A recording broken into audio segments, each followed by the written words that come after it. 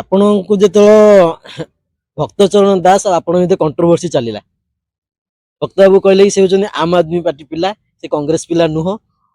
ସେ ଆମ୍ ଆଦମୀ ପାର୍ଟିରୁ ଆସିଛନ୍ତି, ଆଡପ୍ଟ କରାଯାଇଛି କି ସେ ମଝିରେ ଏପଟ ସେପଟ ଖାଲି କଂଗ୍ରେସ ଯାଉଛନ୍ତି, କଂଗ୍ରେସ ଆମ୍ ଆଦମୀ ହଉଛନ୍ତି। ତ ଏହାକୁ ନେଇ କଣ ଆପଣ ମାନେ କଣ କହିବାକୁ ଚାହିଁବେ? ମୁଁ ପ୍ରଥମେ ପ୍ରଶ୍ନ କରିପାରିବି, ଗୋଦଡ଼ିଲୋ ଗୋଡ଼ ତଳକୁ ଅନା। ମୋ ସୃଷ୍ଟି କଂଗ୍ରେସରୁ 2012 ମସିହା ସମୟ 4ଟା ବେଳେ କଂଗ୍ରେସ ଭବନ ଆଗରେ ଗୋଟେ ମିଟିଂ ହଉଥିଲା। ମତେ ମିଟିଂ କି ଡାକୁଥିଲେ ସେତେବେଳର ଛାତ୍ର ନେତା ଲୋକନାଥ ମାରୁତି। ଆସିଥିଲି, ସୁର ରାଉତ ଭାଷଣ ଦେଲେ, ଉତ୍ସାହିତ ହେଲି, ଦଳରେ ଯୋଗ ଦେଲି ମାନସିକ ସ୍ତରରେ।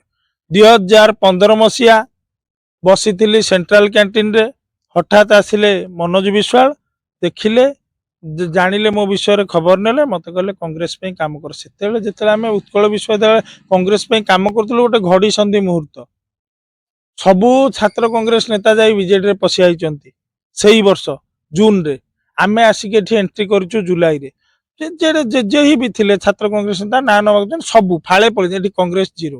ଏଠିକି ଆସିଲୁ, ସଂଘର୍ଷ ସଂଗଠନ ଯାହା ବି ସଂଗ୍ରାମ କରିକି ଏଠି ଆମେ ଗୋଟେ ଷ୍ଟାଣ୍ଡ ନେଲା ଏନ୍ଏସ୍ୟୁଆଇ। ସେଇ ଦିନଠୁ ଏଠି ଗୋଟେ ମାନେ ରୂପାନ୍ତରୀକରଣ ହେଇକି ନବକଳେବର ହେଇକି ଉତ୍କଳ ବିଷୟ ମାନେ ଥିଲା, ଏନ୍ଏସ୍ୟୁଆଇ ନଥିଲା ବୋଲି ନାହିଁ, ଥିଲା ହେଇକି ତାର ଷ୍ଟାଣ୍ଡ ନେଇକି, ଯାହା ପରବର୍ତ୍ତୀ ସମୟରେ ଆମର ଶେଷ ନିର୍ବାଚନ ତ ଆମେ ହିଁ ଲଢିଛୁ ଏଠି ନା।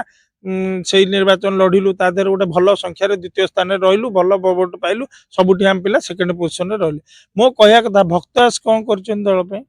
ଭକ୍ତ ଦାସ ଆସିଛନ୍ତି କୋଉଠୁ? ଭକ୍ତ ଦାସଙ୍କ ସୃଷ୍ଟି ହଉଛି ଜୟପ୍ରକାଶ ନାରାୟଣଙ୍କ ସମ୍ପୂର୍ଣ୍ଣ କ୍ରାନ୍ତି ଆନ୍ଦୋଳନ, ଯୋଉଟା କି ଆମେରିକା ପଇସାରେ ଇନ୍ଦିରା ଗାନ୍ଧୀଙ୍କ ବିରୋଧରେ ହେଇଥିଲା। ଏଇ ଲୋକ ଇନ୍ଦିରା ଗାନ୍ଧୀ ବିରୋଧରେ ଦିନେ ସ୍ଲୋଗାନ ଦେଉଥିଲା। ଏଇ ଭକ୍ତ ଦାସ ରାଜୀବ ଗାନ୍ଧୀ କି ପ୍ରଧାନମନ୍ତ୍ରୀ ନ କରାଇ ଦେବାକୁ ଚନ୍ଦ୍ରଶେଖର ଆଉ ଆମର ସେ କଣ ଭିପି ସିଂ ତାଙ୍କ ହାତରେ ହାତ ମିଳିଥିଲା। ସେଇ ଆଜ୍ଞା ଭକ୍ତ ଦାସ ବାବୁଙ୍କ ଘର ତଳେ ରାଜୀବ ଗାନ୍ଧୀଙ୍କ ସହିତ ଭକ୍ତ ଦାସଙ୍କର ଗୋଟିଏ ଫଟୋ ମତେ ଦେଖେଇ ପାରିବେ କି? କିନ୍ତୁ ମୁଁ ଦେଖିଛି ତାଙ୍କ ଘର ତଳେ ଚନ୍ଦ୍ରଶେଖର ସହ ଚା ପିଉଥିବେ, କୋଲ୍ଡ ଡ୍ରିଙ୍କସ ଥୁଆ ହେଇଥିବ, ଫଟୋ ଲାଗିଛି। ସେ ଭିପି ସିଂ ସହିତ ଫଟୋ ଲାଗିଛି। ମାନେ ନିଜେ କେବଳ ଗୋଟେ କତିପଦ ସମୟ ପାଇଁ, ଗୋଟେ ମନ୍ତ୍ରୀ ପଦ ପାଇବା ପାଇଁ କଂଗ୍ରେସକୁ ଗାଳି ଦେଇଛନ୍ତି। ବିଜୁ ପଟ୍ଟନାୟକ ସାଙ୍ଗରେ ଥିଲେ, ବିଜୁ ପଟ୍ଟନାୟକ ଶେଷ ସମୟରେ ବିଜୁ ପଟ୍ଟନାୟକଙ୍କୁ ବେଟ୍ରାଲ। ସେଇ ବ୍ୟକ୍ତି ହଉଛନ୍ତି ଜଣେ ଯୋଉ ପ୍ରତାରଣା ଦେବା, ବିଶ୍ୱାସଘାତକତା, କୃତଘ୍ନତା, ଏଇ ତିନିଟା ଯାକୁ ଆପଣ ଯଦି ଫେଣ୍ଟି ଦେଇ ଗୋଟେ ଗ୍ଲାସରେ ଢାଳି ଦେବେ, ସେ ଯାହା ପ୍ରଡକ୍ଟଟା ବାହାରିବ ଦ୍ୟାଟ୍ ଇଜ ଭକ୍ତ ଦାସ। ଆମେ କାହା ସହିତ ବିଶ୍ୱାସଘାତକତା କରୁଛୁ? ଆମେ ଆଜ୍ଞା ଲଲାଟେନ୍ଦୁ ବିଦ୍ୟାଧର ମହାପାତ୍ର ଆମକୁ କହିଥିଲେ ପିଲେ କଂଗ୍ରେସରେ ଥିବ। ଆମ ନେତା ମନୋଜ ବିଶ୍ୱାଳ କଂଗ୍ରେସରେ ଅଛନ୍ତି, ଆମେ ମଧ୍ୟ ଆଜି ଯାଏଁ କଂଗ୍ରେସରେ ଅଛୁ। ଆମକୁ ପଦ ଦରକାର ନାହିଁ, ସେ ପୋଷ୍ଟ ଦରକାର ନାହିଁ, ସେ ପଇସା ଦରକାର ନାହିଁ, ସେ କିଛି ଦରକାର ନାହିଁ, ନିର୍ବାଚନ ଲଢିଆ ଦରକାର ନାହିଁ। ଆମେ କଂଗ୍ରେସକୁ ଭଲ ପାଉଛୁ, ଆମ ନେତାଙ୍କ ଆଦେଶ ଅଛି କଂଗ୍ରେସରେ ରହିବ, ମନୋଜ ବିଶ୍ୱାଳଙ୍କ ଆଦେଶ, ଆମେ କଂଗ୍ରେସରେ ଅଛୁ। ତାହେଲେ ଭକ୍ତ ବାବୁ କାହିଁ କହୁଛନ୍ତି ଆପଣ ଆମ୍ ଆଦମୀ ପାର୍ଟି ଲୋକ? ତାକୁ ଆଉ ଜଣେ କୋଠି ଆଜ୍ଞା ଗୋଟେ ଇଏ ପଡିଥିଲା, ଆଉ ଜଣେ ଗୋଟେ ଭାଲୁଟେକୁ ଧରିଥିଲା, ହେଲା କି?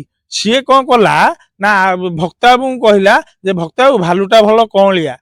ଭକ୍ତ ବାବୁ ତାକୁ କୁଣ୍ଢେଇ ଦେଇଛନ୍ତି, ସେ ନିଜେ ଫେରାର ହେଇଗଲା। ମୋର ଯୋଉ ଲଢେଇ ଥିଲା, 5 ଥର ହାରିଥିବା ଜଣେ ବ୍ୟକ୍ତି, ତାଙ୍କ ନାଁ ମୁଁ କହିବାକୁ ଚାହୁଁନି, ତାକୁ ଆଗରେ ଲଢିଥିଲା। ସିଏ କହିଲେ ଆକୁ କେମିତି ଆଟେନସନ ଡାଇଭର୍ଟ କରିବା, ସିଏ ଭକ୍ତ ଦାସ କାନରେ ଫୁସଫୁସ କରିଦେଲେ। ଯାହା ଫୁସଫୁସ କରିଦେଲେ, ଭକ୍ତ ବାବୁ ଅନଇଣ୍ଟରପ୍ଟେଡ ଆସି ବାନ୍ତି କରିଦେଲେ ତାକୁ। ସେ ବ୍ୟକ୍ତି ଥରେ ବି ଏମିତି କିଟ୍ ସପୋର୍ଟରେ ଭକ୍ତ ବାବୁଙ୍କୁ କହିବାକୁ ଫୁସଫୁସ କରିଦେଲେ। ଭକ୍ତ ବାବୁ ଯେମିତି ବକ୍ତବ୍ୟ ଦେଲେ ଆସିକି, ଆପଣ ଭାବିବେ ଇଏ କିଟ୍ର ପିଆର କି, କହିଲେ କିଟ୍ ଭଲ, ଇଏ ସିଏ ପଇସା ପତ୍ର ପକେଇକି 2 କୋଟି ସେ ତାଙ୍କର କଲେ। ସେଇ ବ୍ୟକ୍ତି କଣ ନା ଭାଲୁଟିକି କଣ ଅଜୟ ପଣ୍ଡା ଭାଲୁଟିକି ଧରେଇ ଦେଲେ ଭକ୍ତ ଦାସକୁ, ଯେ ଭକ୍ତ ଦାସ ଆକୁ ଇଏ କରିଦିଅ, ଆଗେନଷ୍ଟ କହିଦିଅ, ସେ କିଛି କରିପାରିବନି, ଭଲ ମନ୍ଦ ଗଲା କହିଦେଲେ। କିନ୍ତୁ ଭକ୍ତ ଦାସକୁ ମୁଁ ଗୋଟିଏ କଥା କହିବି, ତମ ହାବୁଡେ ପଡିଛି ଭାଲୁ, ଏବେ କହୁତା ଯେତେ ପେଲୁଛି ପେଲୁ, ଛାଡିବାର ନାହିଁ ତାକୁ। କଣ ପାଇଁ ଛାଡିବେ ଆଜ୍ଞା? ମୋର କଂଗ୍ରେସ ଦଳର ସୃଷ୍ଟି, କଂଗ୍ରେସ ଦଳ ପାଇଁ 6 ମାସ ଜେଲ ଯାଇଛି, କଂଗ୍ରେସ ଦଳ ପାଇଁ ମୁଁ ଗୋଟେ ବ୍ରିଲିଆଣ୍ଟ ଷ୍ଟୁଡେଣ୍ଟ। ଓଡିଶାରେ ମୋର 9th ରାଙ୍କ ଥିଲା, ଏଠି ସିଙ୍ଗଲ ଡିଜିଟ ରାଙ୍କରେ ମୁଁ ବାଣୀବିହାରରେ ପାଠ ପଢିଛି, ଉତ୍କଳ ୟୁନିଭର୍ସିଟି ଲ କଲେଜରୁ ମୁଁ ଲ କରିଛି।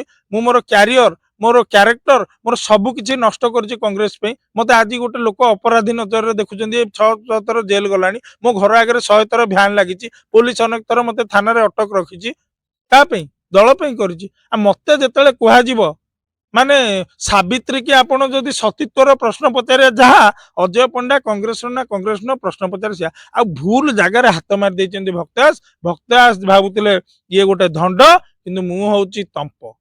ଗୋଡେଇବି ମାନେ ମାରିବା ଫାଇନାଲ, ଛାଡିବିନି। ଗୋଡେଇବି, ତମ୍ପ ସାପ ଯାକୁ ଗୋଡେଇଲା ମାନେ ସେ ନ ମାରିଲା ପର୍ଯ୍ୟନ୍ତ ଛାଡିବନି।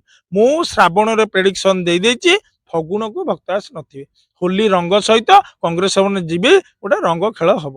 ଭକ୍ତାସ ସେତେବେଳକୁ ଭକ୍ତାସଙ୍କର କ୍ୟାରେକ୍ଟର ନାହିଁ, ସେ ପିସି 100 ବାହାରିବେ ମାନେ ଓଡ଼ିଶାରେ ରହିବେନି। ଆଇଦର ଛତିଶଗଡ଼ ତାଙ୍କର ଯୋଉ ଅଛି ଫାର୍ମ ହାଉସ ଗୋଟେ କିଣିକି ସେତେବେଳକୁ ମାଡ଼ି ବସିଛନ୍ତି ବାଘେଲ ଗଭର୍ଣ୍ଣମେଣ୍ଟ ଟାଇମରେ, ସେଇଠି ରହିବେ, ନହେଲେ ଯାଇକି ସେଠି ଲୁଚିବେ କୁଆଡେ ଦିଲ୍ଲୀରେ। ତାଙ୍କର ଘର ଫର ହତା ପତା କାହାକୁ ସିଏ ଜାଣନ୍ତିନି, ଲୋକମାନଙ୍କୁ ସିଏ ଭଲ ପାଆନ୍ତି। କାହାକୁ ଆଜି ଯାଏଁ ଭକ୍ତାସକୁ ନମସ୍କାର କଲା ପରେ କାହାକୁ ଦେଖିକି ଭକ୍ତାସ ଟିକେ ହସିଛନ୍ତି ମତେ କଂଗ୍ରେସ କର୍ମୀ ଭାଇ ମାନେ କହିଲେ, ଟିକେ ଭଉଣୀ ମାନେ କହିଲେ, କାହାକୁ ନାହିଁ। ସଦାବେଳେ ଗୋଟେ ଅହଙ୍କାର ହେଇକି ମୁହଁଟା ଗୋଟେ ମାନେ ଯେମିତି ସୋଦୁଅ ବିରି ସୋଦୁଅ ଯେମିତି ଫେଣେଇଥିବ, ଏମିତି ଫେଣେଇଲା ଭଳିଆ ମୁହଁଟା କରିକି ସେ ବୁଲୁଥିବେ। କଣ ଲୋକଙ୍କ କାନ୍ଧରେ ହାତ ପକାଇବାର ଆବଶ୍ୟକତା ଅଛି, ପିଲାମାନଙ୍କ ପିଠି ଥାପଡିବା ଆବଶ୍ୟକତା ଅଛି। ଉଦିତ ପ୍ରଧାନ ଲଢିଲା କଂଗ୍ରେସ ପାଇଁ, ତା ନାଁରେ ମିଛ ମକଦ୍ଦମାରେ ସେ ଜେଲ ଗଲେ। ଇଏ ବଡ ବାବୁ ଦେଖେଇକି ତାକୁ ଆମେ ସସ୍ପେଣ୍ଡ କରିଲୁ। ତା ପାଇଁ ଥାନା ଗେରୁର ଆବଶ୍ୟକ ଥିଲା, ତା ପାଇଁ ଡିଜି ଅଫିସ ଗେରୁର ଆବଶ୍ୟକ ଥିଲା। ସେ ଗୋଟେ ନର୍ସିଂ ବଳ ପିଲାମାନଙ୍କୁ କହିଲା ଯୁବ କଂଗ୍ରେସ ଭାଇ ମାନଙ୍କୁ ତମ ବାଡେଇ ଗୋଡ ଭାଙ୍ଗିଦେବି, ତାକୁ କିଛି ରିଟାଲିଏସନ ନାହିଁ। ଭକ୍ତାବୁ ଏଠି କରିବାକୁ କଣ ଚାହାନ୍ତି, କିଛି ନାହିଁ। ତାଙ୍କର ଏଜେଣ୍ଡା ହେଲା ଏଠୁ ପଇସା ଧର, ଦିଲ୍ଲୀ ଚାଲ, ସେଠି ଫିଙ୍ଗିକି ଖେଳ ଦେଖାଅ। କିନ୍ତୁ ଓଡିଶା କଂଗ୍ରେସ କର୍ମୀ ଏତେ ମୂର୍ଖ ନୁହଁ, ଓଡିଶା କଂଗ୍ରେସ କର୍ମୀ ଏତେ ଓଲା ନୁହଁ, ଓଡିଶା କଂଗ୍ରେସ କର୍ମୀ ସିଆଣିଆ, ଓଡିଶା କଂଗ୍ରେସ କର୍ମୀ ଶିକ୍ଷିତା। ଭକ୍ତ ଦାସଙ୍କ ଅସଲ ଚେହେରା ଜଣା ପଡିଗଲାଣି। ସେ ଗୋଟେ ଜନତା ରାକ୍ଷସ, ଯିଏ ଆସିଛି କଂଗ୍ରେସକୁ ଖାଇବାକୁ, କଂଗ୍ରେସ କର୍ମୀଙ୍କୁ ଖାଇବାକୁ, କଂଗ୍ରେସ ଦଳକୁ ବୁଡାଇବାକୁ। କିନ୍ତୁ ତାହା ଆମେ କରେଇଦବୁ ନାହିଁ।